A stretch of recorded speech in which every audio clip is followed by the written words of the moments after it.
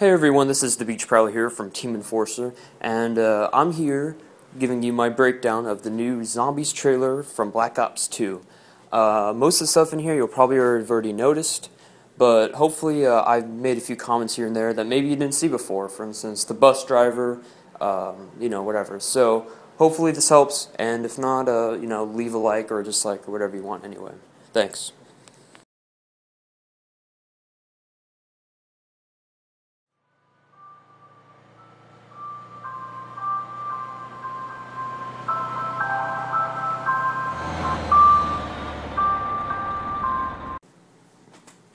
So as you can see, to the middle left, there's clearly a window for zombies to climb in through. Although you can already kind of see that there's people running around shooting the zombies in that area. I mean, it's just kind of nice to know that that's for sure like an actual spot, and not just like the theatrics in the video, as there are parts of it. For instance, the motorcycle, whether or not that's theatrical or not. We'll discuss that later.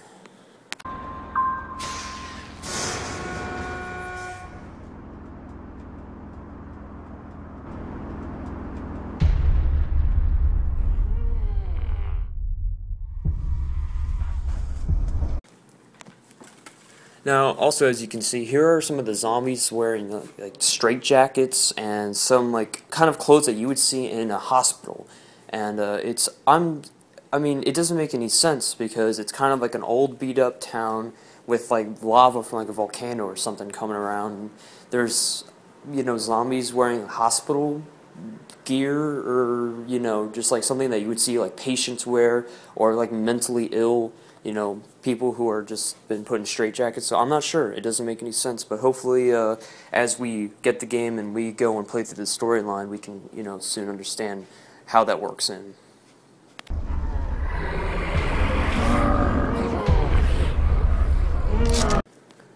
Now, this is just a minor detail, but as you can see, this weapon has its magazines under the handguard on the front side of the weapon. So perhaps it's like a PP90M1 variant. I mean, that's the only other gun I can think of, unless they made up a gun, or else there's other guns out there that have that same feature. So, I mean, who knows? So I was actually able to get a passing glance on the driver. As you can see, between this person reloading their shotgun, you can actually see the back of the bus driver. He's apparently wearing like a blue, old-fashioned bus driver uniform. And you can't really see him, but he's kind of like a shaded figure, and he's got his back to you.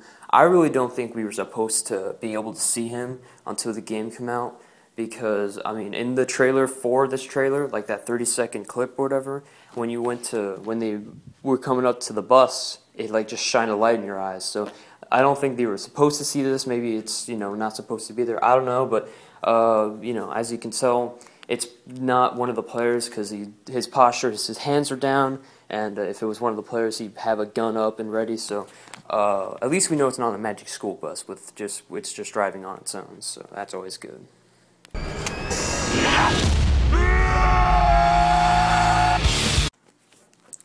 Now, as obvious as it may seem, that since it's still early in the video, this is probably one of the earlier rounds. Not only is it because of the video, but you can also see that there's an Olympia that the chick is holding when she's running around and killing zombies. So that was on the old Black Ops as well, as one of the earlier weapons. So they probably put that in as another like 500 cost gun again. But this is also interesting because it also shows that there are probably only certain areas for certain guns. So if you buy a gun off the wall, it's not like you can just run around in circles and keep buying ammo. Once you leave the area and you run out of ammo for that, the only way you can get ammo for that gun is max ammo, the max ammo power-ups. So I think that's pretty interesting.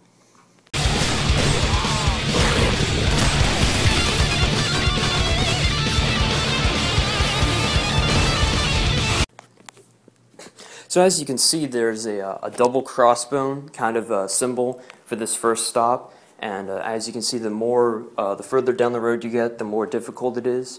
My theory is that you can leave an area at any time, but you don't want to wait in the first area until wave 20, because then you can only buy like an Olympia or an M14 or whatever off the wall, which was in the old Black Ops. So if you only stay in that first area, then you can only get those guns, and you're going to need better guns for later waves. So I'm thinking you can go on the bus and just leave whenever you want, which would make sense, and I think would be better.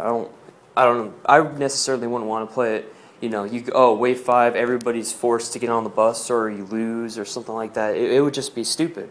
But also, as you can see, there's on the map, there's like a whole bunch of magma coming down. And at first I thought this was like a volcano, maybe we were in Hawaii or something, because there was still like English, and you know, you could tell it was kind of American, but I just realized that that's probably from when we kind of blew up the earth, so to speak. So that's kind of interesting how they're, you know, keeping the storyline, and maybe we're kind of like the survivors of the huge explosion. So that's interesting, and hopefully that, you know, somehow plays into the zombie storyline.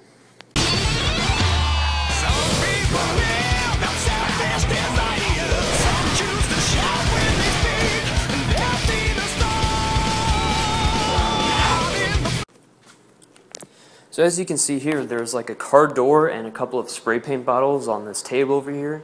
I'm thinking that maybe you can come over and pick it up and, you know, take other parts and put them together, because as you can see later on in the video, there's a riot shield with people that are hitting zombies with, but from what I've been told, people actually have to find parts throughout the maps and the different areas and put them together, and then once you put them together, they become a riot shield. So maybe you could spray paint the riot shield whatever color you want, or, you know, whatever. That seems interesting. But what I find interesting is that in this area, this is like the first or second area.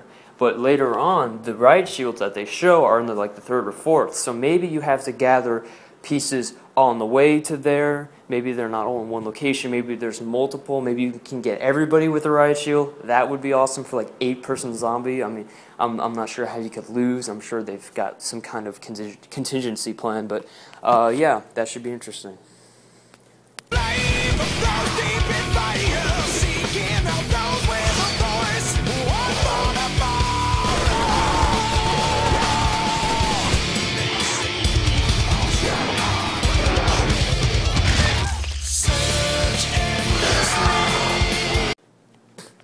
Here are the riot shields like I was talking about earlier, and as you can see, they're clearly, you know, car doors with like some kind of rope around them to keep everything together.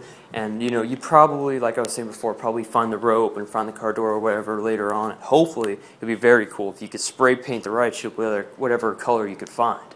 That would be very, very interesting, I think.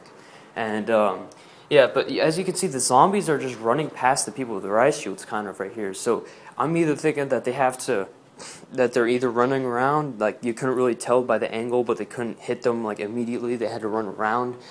Maybe there's an obstacle in their way or something.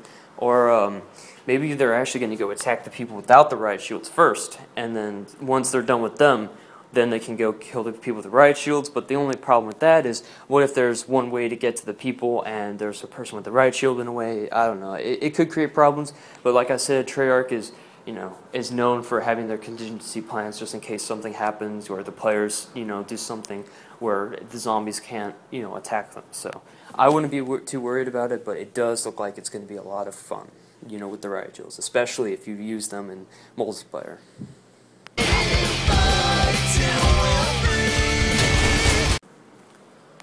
Now, this is kind of interesting. There's like this red bar thing in front of here, and some people kind of don't even really notice that, but from what it looks like, it kind of looks like an obstacle placed by the players that the zombies either have to destroy to get to the players, or that they have to climb over, because it looks like the ramp is like a perfect ramp that you can just run up, and it doesn't look like the red thing belongs there. I mean, you can't really see the two sides of the ramp connect, so maybe it's just a ladder. But it seems like he's not even prone, he's just crouching, and if it's all the way kind of in front of his face even then, it looks like he can place that down, and the zombies have more trouble getting to him. Probably have to run around it, climb over, destroy it, whatever. I think that would be, if that's what it is, then it's a very good idea, and if not, then, I mean, you know, whatever.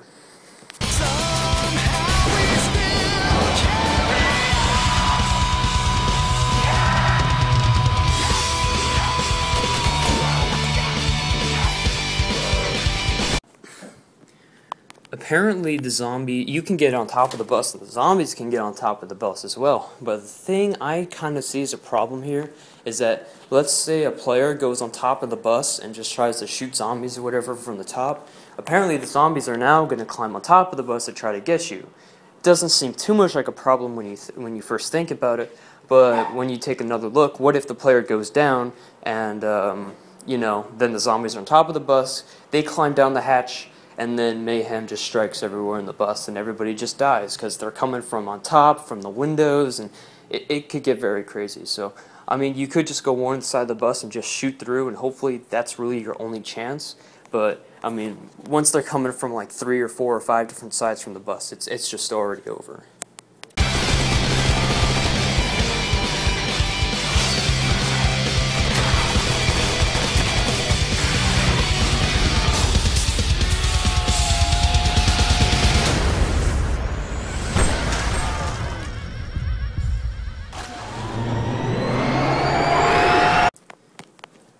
Now this is really interesting. It looks like might be vehicles now.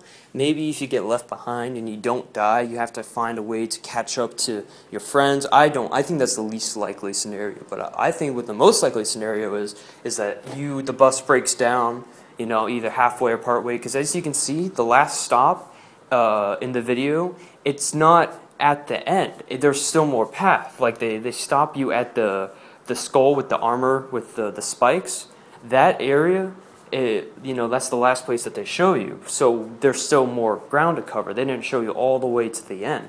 So maybe you break down there and you have you find a motorcycle and you have to run around while zombies are chasing you to get the different parts to get to the last place to get to the safe area or whatever.